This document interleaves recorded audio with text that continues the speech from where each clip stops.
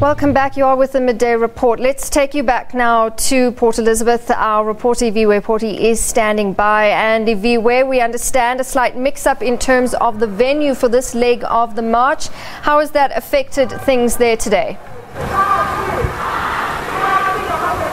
Well, Natasha, in terms of the numbers, I'm not sure if it would have changed anything, whether they got the venues right this morning earlier or not. But when we spoke to the organizers, they said that they had tried to communicate the message and get people to start gathering at the new venue, which was in town as opposed to at the township in New Brighton. But I'm just going to step out of the shot so you can see they have arrived now at the City Hall to hand over the memorandum. Not a lot of police presence. The crowd isn't that much. There's about 250 people from what we can see here in Port Elizabeth.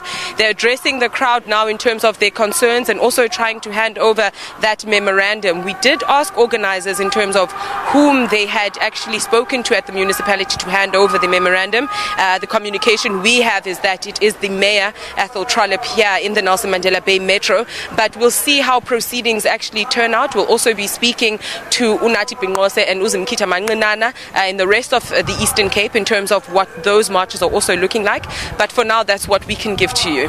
All right, Iviwe, thanks so much. For now, we'll leave it there. Our Iviwe Poti tracking things for us in the Eastern Cape. She's in Port Elizabeth. Let's take you now to Durban, and for more on the march there, our Ayanda Mhlongo is standing by. Oh, yeah, Ayanda, good afternoon.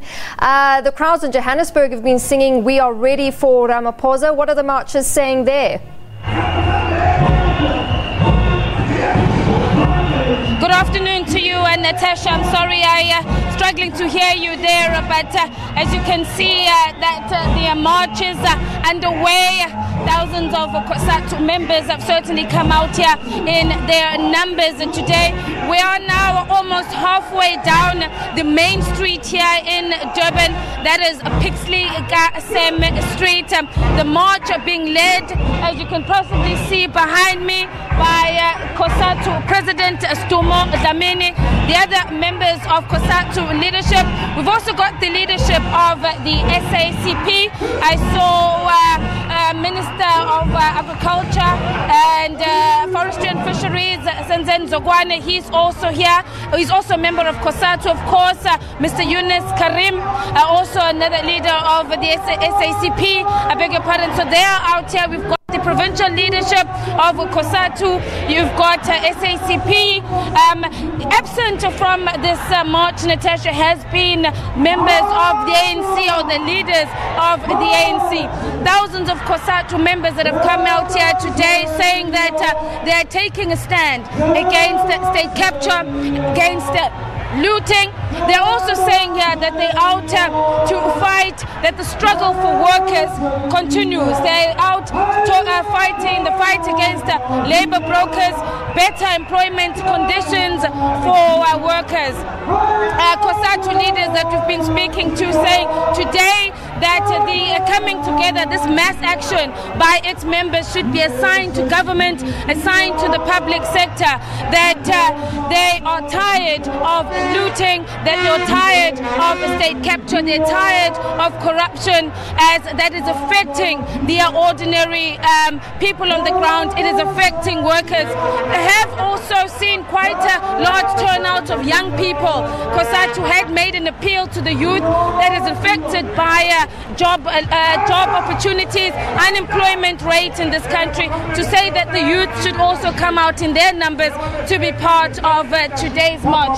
So certainly there's been a huge turnout from the Cosatu members and the SACP out here today.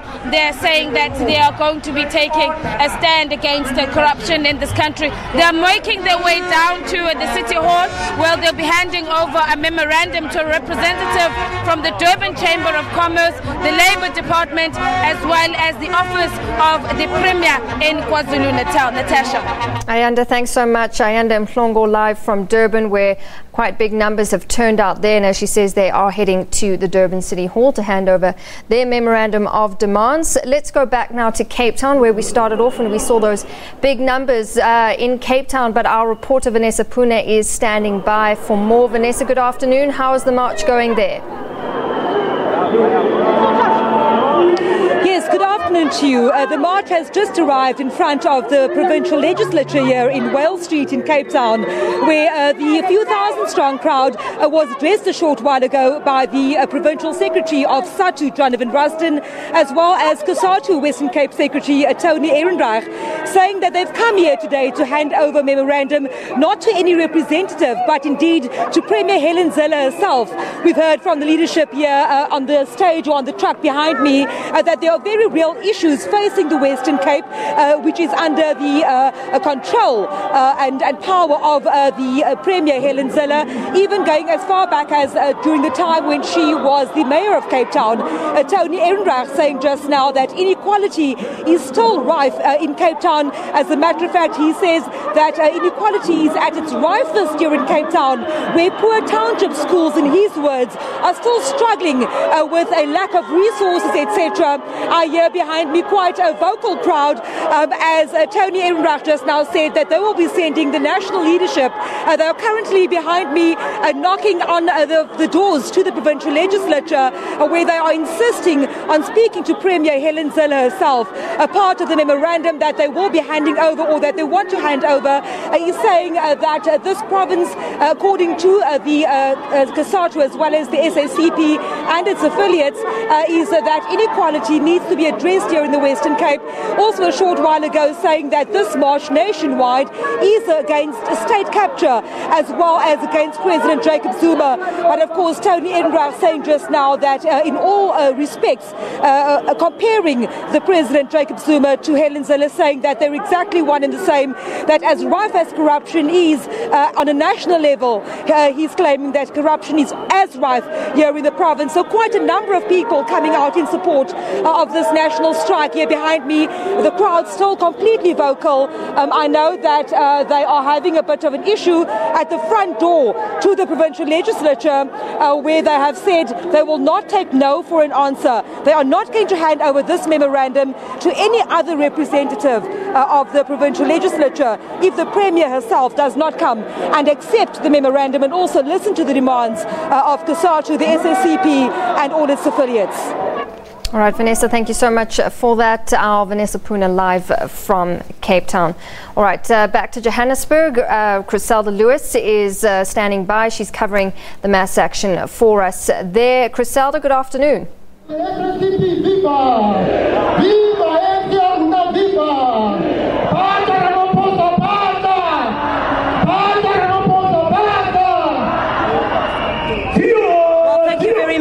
Natasha. Well, the march here in Johannesburg has already made its way from the city of Johannesburg's offices, and we're now headed towards FNB. Remember, that was one of the destinations scheduled for this march by Cosatu, as thousands now make their way through the streets here of Braamfontein. You can see some businesses are starting to close up now, waiting for the marchers to go past this area. But business has been operating quite well, I must add, for the duration of this morning, as the protesters have been making their way through the Johannesburg CBD. Let me join now the General Secretary of the South African Communist Party, Dr. Bladen Zimande. Thank you very much for your time as he joins me now on this truck as we make our way throughout the Johannesburg CBD. Dr. Zimande, I think let's just start with, what Cosatu together with the SACP is aiming to achieve by today's demonstration. What kind of results will we see today that we haven't seen in marches against similar problems that the country is facing at this time? As the SACP, we would like to see this as the beginning, hopefully, of rolling action on the part of the workers and our broader communities to actually defend the gains that we have made over the last 23 years, to defend our democracy, and also to begin a process of rolling back these parasitic networks that have captured part of the state and part of our movement. We hope that from here, the workers are not going to rest. They have to go to sectors. For instance, we'd like to see unions not folding their arms about what is going on at ESCOM, for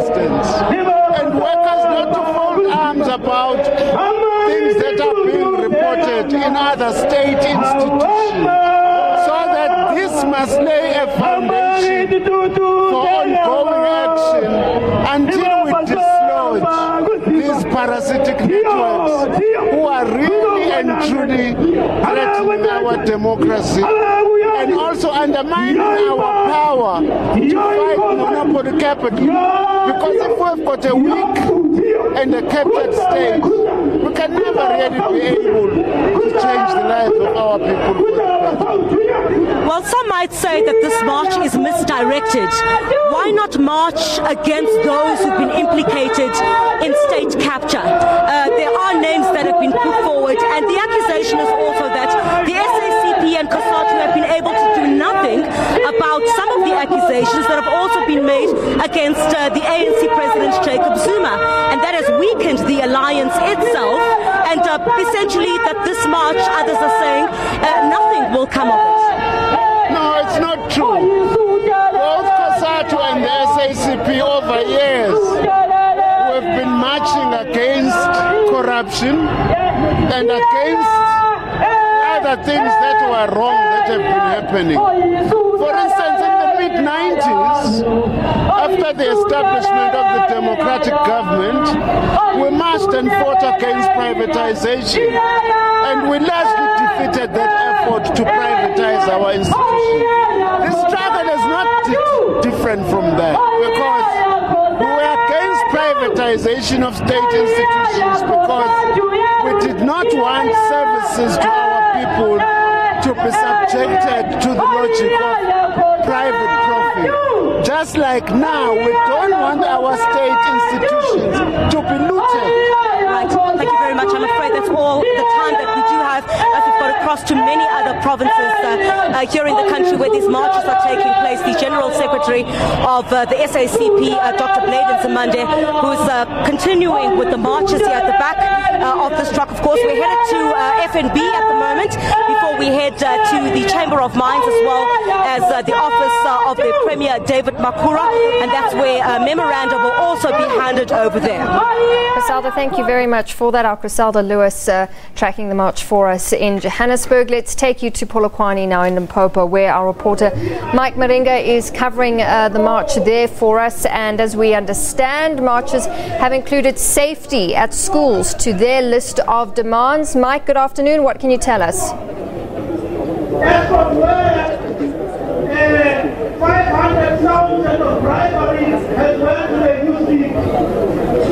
There is money which is still outstanding account has gone somewhere.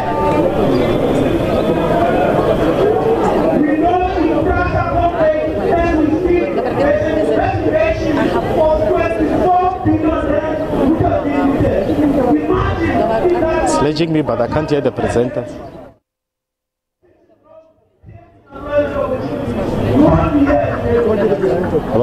Yeah.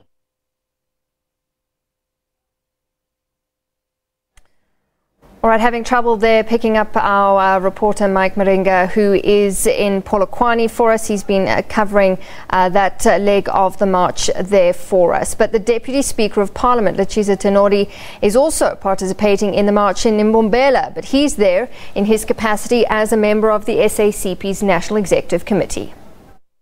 I'm here on behalf of the Central Committee of the South African Communist Party to register our complete solidarity with this Cosatu-led campaign in the interest of all workers, irrespective of which trade union or even when not organized. But also it is in the interest of the majority of our people who are poor and unemployed, who want the state to work in their interest.